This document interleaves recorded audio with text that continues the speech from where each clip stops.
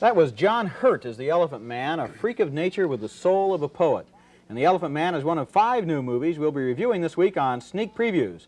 Across the aisle from me is Gene Siskel, film critic of the Chicago Tribune. And this is Roger Ebert, film critic of the Chicago Sun-Times. Now, lately, Roger and I have been agreeing on virtually every movie we've been discussing. This show will be different. You can say that again. Okay. In addition to The Elephant Man, about which we disagree, for example, we'll be reviewing It's My Turn, a romantic story with Jill Clayburgh and Michael Douglas, also Motel Hell, a comic thriller, and Loving Couples, a comedy about marriage with Shirley MacLaine and James Coburn.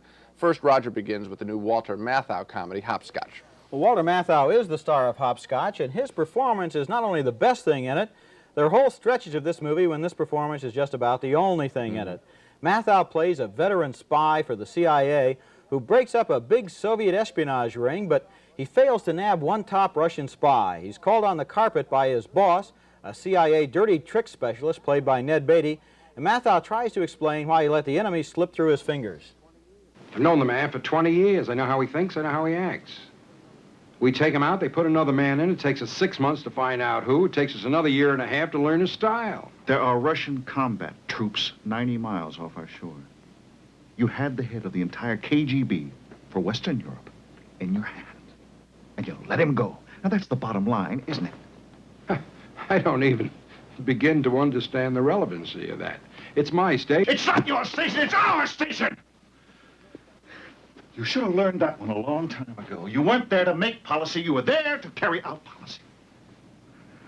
Now, we've had your history of making up your own rules under review for some time now. We're reassigning you, Kendig. You're going to sweat out your time until pension, running the filing section, right here. Well, needless to say, Walter Matthau would rather die than end his career in a desk job, so he decides to fight back against the CIA. First, he convinces them he's considering becoming a double agent for the Russians. Then he settles down in Europe and runs into an old girlfriend played by Glenda Jackson. When they meet again, instead of saying hello, they play this cat-and-mouse game with each other. Are you a wine salesperson? No, I am an ordinary person living quietly on the generous endowments left me by my dear departed husband. Oh, that's wonderful. Thank you. Certainly know a lot about wines. You're American. Yes? Americans hold many myths about wine. You are all interested in fitness, in general health. You think wine is bad for your liver and your heart. This is completely not true. It is the drinking of wine that makes it possible to eat the rich food which is bad for your liver and your heart, because wine cuts grease. A sip of wine leaves your mouth completely clean and ready for the next bite of whatever it is you're eating.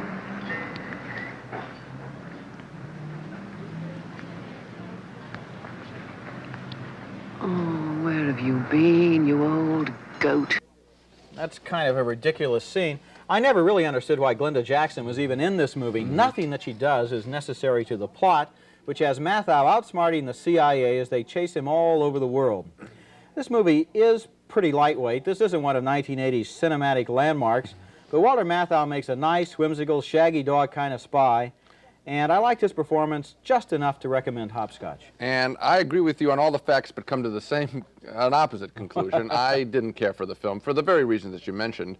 Glenda Jackson is worthless in this film. The part is. She's a fine actress. She's given nothing to do, and we feel sort of cheated. When we see the two of them build together, you expect some kind of relationship. you don't get it.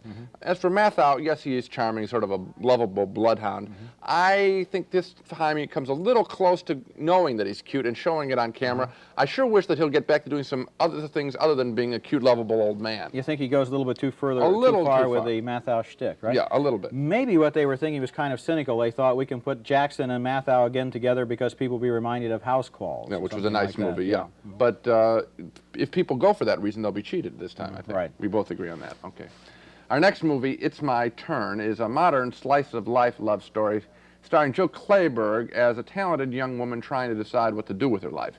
Clayburgh plays a mathematics professor who lives in Chicago in a trendy, free and open relationship with a real estate developer. On a weekend trip to New York to look for a job and to attend her father's second wedding, Clayburgh meets Michael Douglas, a retired New York Yankee baseball player who's married, but not happily. She's attracted to him, but uptight about getting involved with anyone new. He's used to it, though. He does it all the time. Their competitive relationship begins to develop in a hotel game room. Here's one. Come on, let's play this one. All right, I'll give you the pitch, and you got to hit it with the bat. Okay. All right? Okay. Here comes the first one. Outfield's moving in. Okay. Pitch is coming. Yes, she's got it. It's a big one. Lewin's moving left. He's back. He's got it. She's going in for two. Out. That was close. Out is not close. You notice the synchronization. They're going very well here, all right? I'm giving you a curveball this time. Lewin's outfield's moving in and over. She's ready. The pitch is coming. Oh, no! Left out! No! Lewin, it's out. Left field. Double. She's going. Lewin's back. Rounding second. Heading for third. She's going for third. She's going for third. She's out. This is a dumb game. This is really a one-person story, well acted by Clayburgh. She's the one the movie's about. The script is full of real-life situations that give the movie a fresh, appealing quality. People like the Clayburgh character do exist, and so do her problems, changing jobs, changing lovers, relating to one's parents. Here, toward the end of the film, Clayburgh and Douglas, at an airport, discuss the future of their relationship. I'm not ready to jump into something new yet. What is wrong with something new? Look at our parents. Look what they found. What our parents found is terrific, honey. They're connected to each other. And that takes hard work, responsibility, and a lot of demands.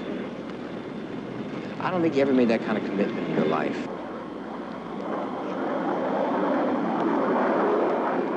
You're so in control. I don't think you know what you feel. You seem like this dumb jock who would rather hang on to a wife who is his best friend than change a plane reservation. I mean, at least I'm willing to take a chance in this. How are you going to put your life together if you can't even contemplate rerouting from Toronto? You want to change your life based on some guy you last night for the first time, you go right ahead, you just leave me out of it. Fine. Okay, you're out. At least I'm not hiding behind some dead man. You want to take a cop-out job to be needed as true love, right? You met 2 days ago.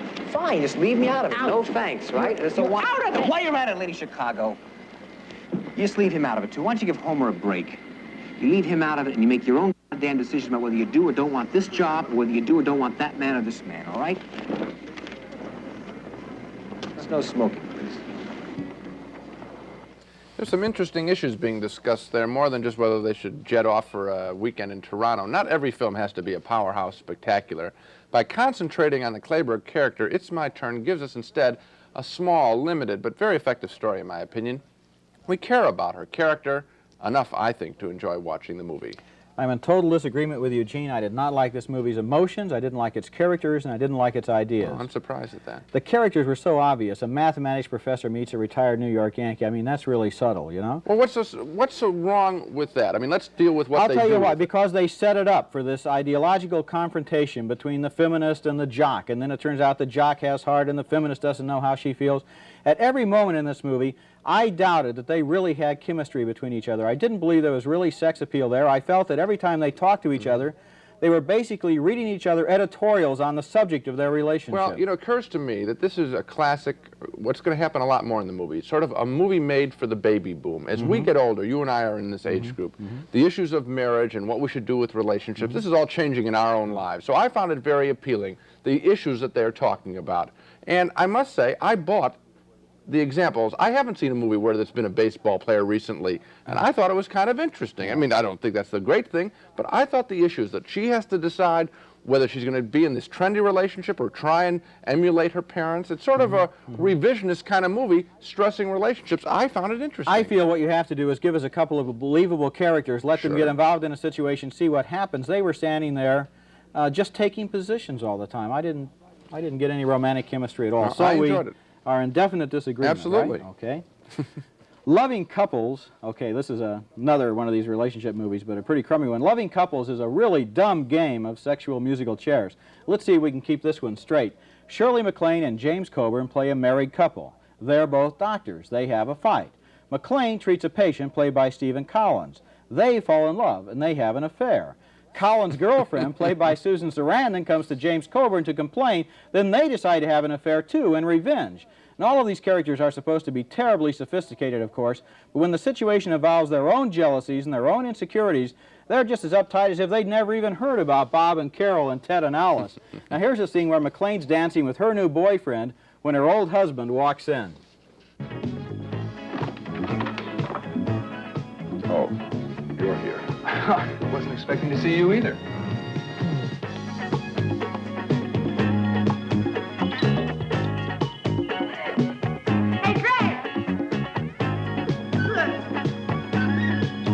Hi, Evelyn.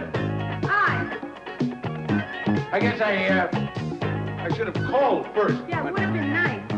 Well, I was on my way to Stephanie's and I saw the lights on. I thought you wouldn't mind. No, I don't mind. It's all right, Walter. Don't mind. What do you want? Well, I wanted to pick up my extra bike. I'd missed it a lot. Yeah, I know. You're real fond of it. I know it. What? I know how fond you are of it. Yeah. It's in the bedroom, just where it always was. Greg doesn't use it. Well, I'll just go pick it up then. Right.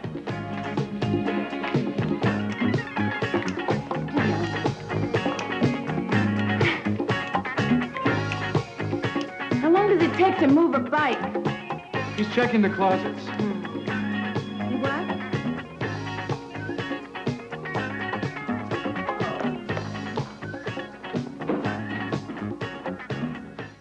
That's really a badly edited scene. She doesn't even give him time to go to the bedroom before she wants to know what he's doing in there. Right. Yeah. One of the many problems with Loving Couples is that it's so obviously locked into 3 acts, like a play.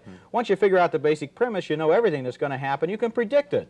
In Act 1, the 2 original couples have fights and they switch partners. In Act 2, the 2 new couples have fights. In Act 3, everybody decides they really love their original partners all along. What a surprise.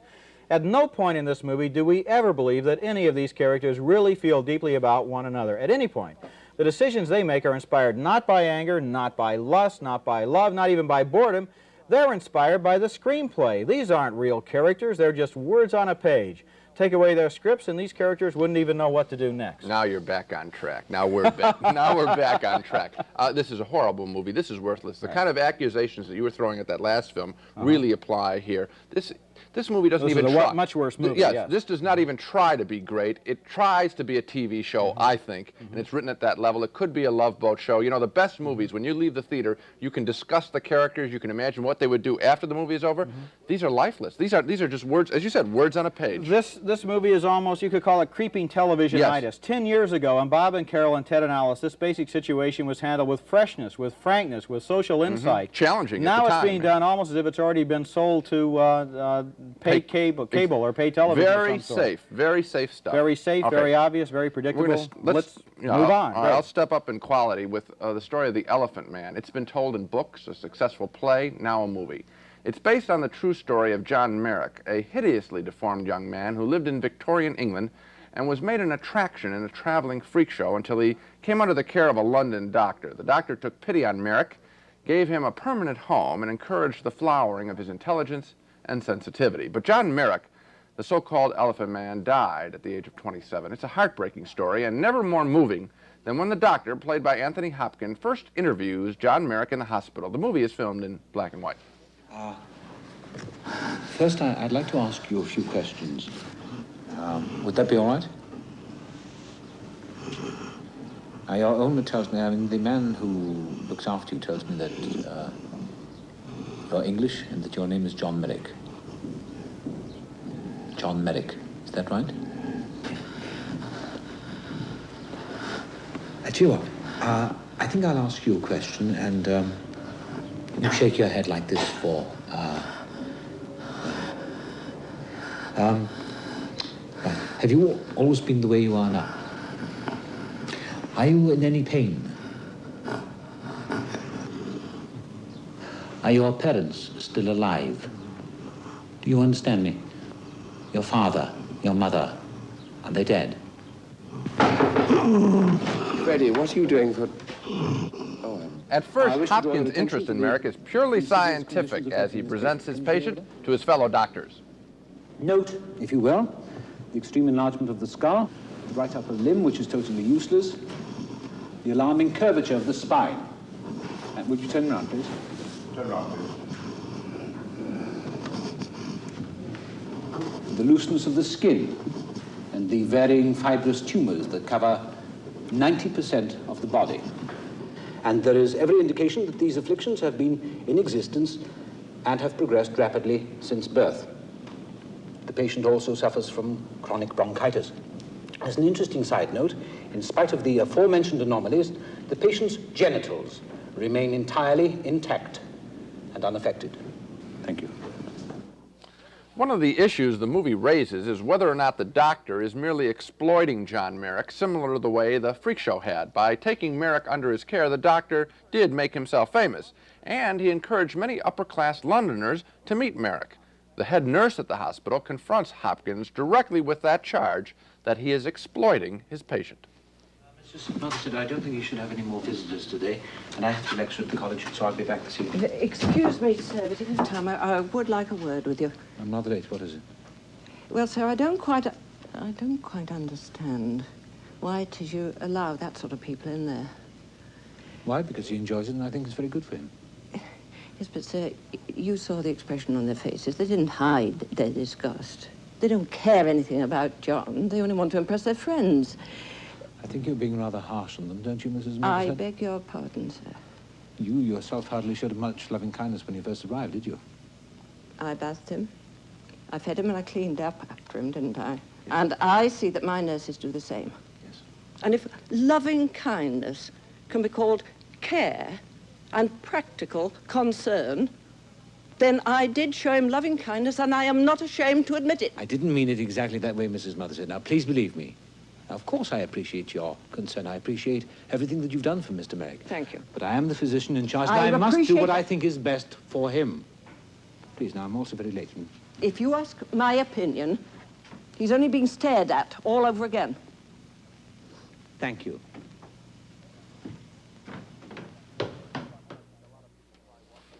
Right about now, I think a lot of people probably watching the show are wondering, hey, when are we going to get to see what the Elephant Man really looks like? Well, sorry, but the film's distributor, Paramount Pictures, would not release a scene of the Elephant Man without that bag over his misshapen head. Their gimmick is obvious. You have to pay $4 to see him, which for me, maybe you agree with this, it puts the film company, I think, in the same position as the owner of a freak show. That aside, I want to state that I did enjoy The Elephant Man, that I was moved very much by its story. What's so good about it for me is the performance under the grotesque mask by actor John Hurt. We see his sad eyes behind those deformities, and we know there's a person there, a person trapped by something he cannot change. Well, this is not a bad film, but I can't quite endorse it. I think there are a couple of issues. One of them you brought up, this business of 100 years after Merrick's death, the sideshow still goes on. To some degree, this movie hopes to succeed at the box office because of our perhaps unworthy curiosity about what the Elephant Man really looks like. All right, but let's not blame the film for it. It's the film company's fault. What's your other objection? Well, okay, I have another objection. That is, what is this relationship between Merrick and the doctor? We're told in this movie we're invited to feel that Merrick was very courageous, very noble. Why? Well, maybe one reason is, despite his handicaps, he learned to function in society. Maybe that's a reason. In the movie, you don't get that. The movie starts out with him snuffling. He can't talk. He can't say anything. Later on, the 23rd Psalm, Romeo and Juliet. Where did he learn to speak like this? How was he brought along? I would have been fascinated by scenes showing the doctor-patient relationship, these two people learning to communicate. But no, instead of that, we get a lot of sensationalism. Well, I think what you have to assume from that is that the guy was simply traumatized, knew the stuff early. You're right, it's not clear on that point, but Roger, I think that's a small point compared to the big point of the film, for me, which was how we react to people who are radically different than us. to freaks, what we think is freaks. Sometimes people can't relate to people who are uglier, that they think uglier, or lower class than they are. This film had the same reaction for me that at the end of Close Encounters of the Third Kind, when we see the alien creature, and I felt how sad it was that we couldn't communicate with alien creatures. I felt the same way with this film. How sad it is that someone who is radically different from us, we cut them off, we shut them off, we eradicate them. I think that what you're doing, though, is bringing a good idea to the film that isn't necessarily there. I kept asking... I only got it when I saw the picture. What is this film trying to say about the Elephant Man? Well, it starts out by showing his mother, I don't know, raped by elephants, attacked by elephants, dreaming about elephants. The beginning... His disease has nothing to do with elephants. Then at the end, it shows him as kind of a star child, 2001 style. I don't know what that means You're either. only And bringing all up during small the film, points. he has all of this stuff about the Victorian Industrial Revolution. We see sweatshops, smokestacks, and so forth. None of it has anything to do with the life of the Elephant I can't deny the Man. little things that you're mentioning. I think what you are missing, unfortunately, the little things got in the way of. I think what you're missing, the big picture. That's why I like the film. Well, okay, I couldn't find the big picture in this film, so we disagree. And our next film is going to be a very tricky one to evaluate, I think. It's called Motel Hell, and I can already anticipate the controversy over this one. In one corner, people are going to say Motel Hell is complete garbage, violent, gruesome, sickening, and perverse. In the other corner, people are going to defend Motel Hell, saying it's a comedy that achieves a kind of demented satirical genius in the way it criticizes such other sleazoid trash as the Texas Chainsaw Massacre. Well, it's possible to take either position on Motel Hell, but I found myself laughing enough during the movie that I'm going to take the second position. Sure, it's trash, but it's funny, satirical trash. What's in there? I dare you to look. Dears go first. Okay, chicken.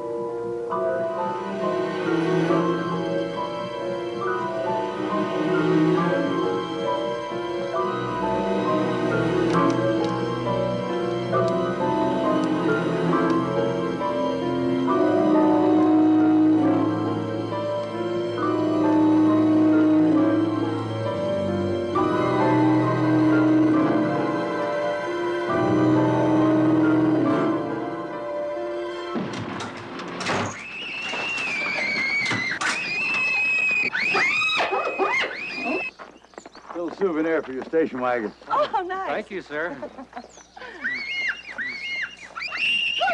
Gracious, I've never seen him act like that before. What's the matter? What is it? Children. Like a children. I'll calm them down for you.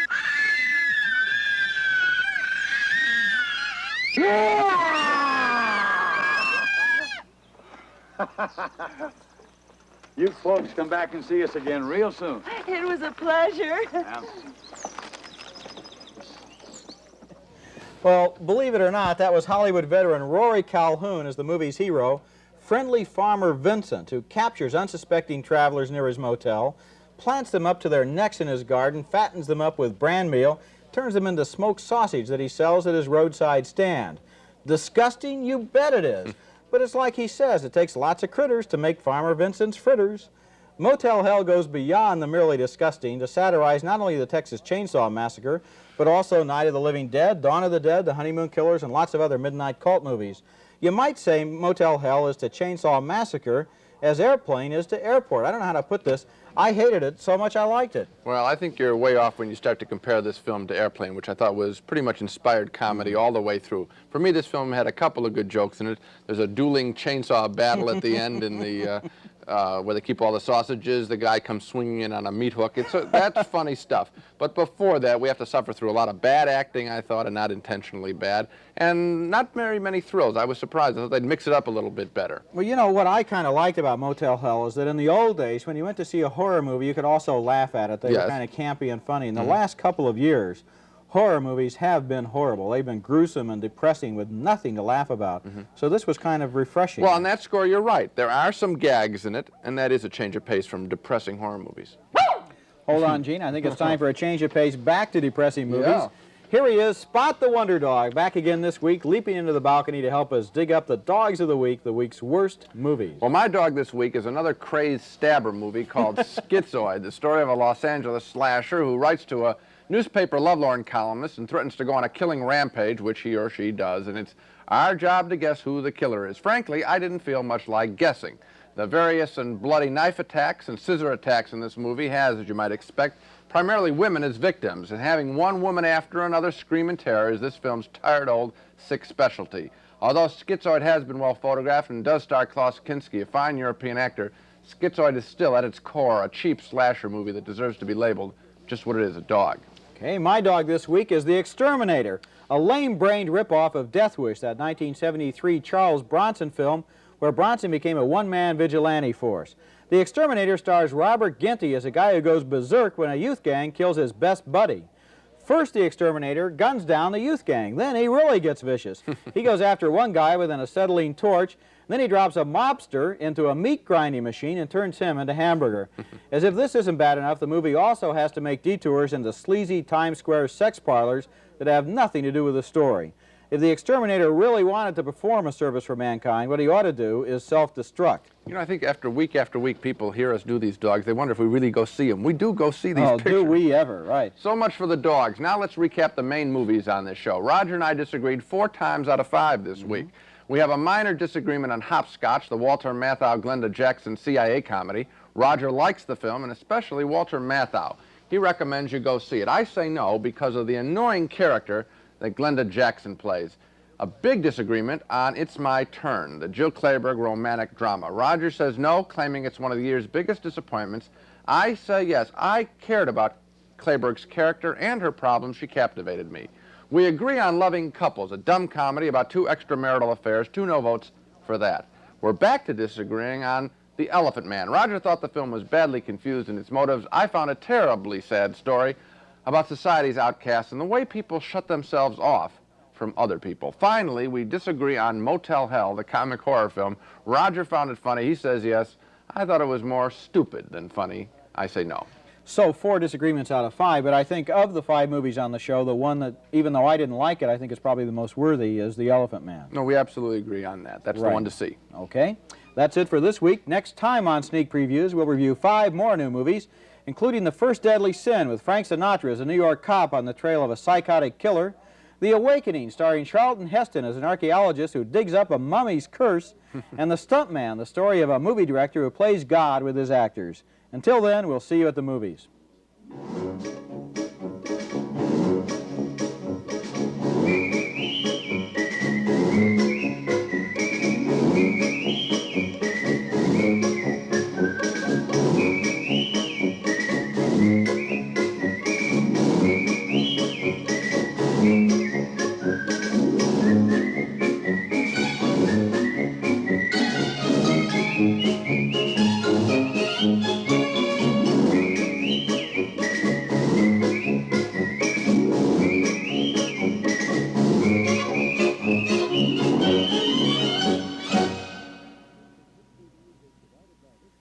Funding for Sneak Previews was provided by this station and by other public television stations.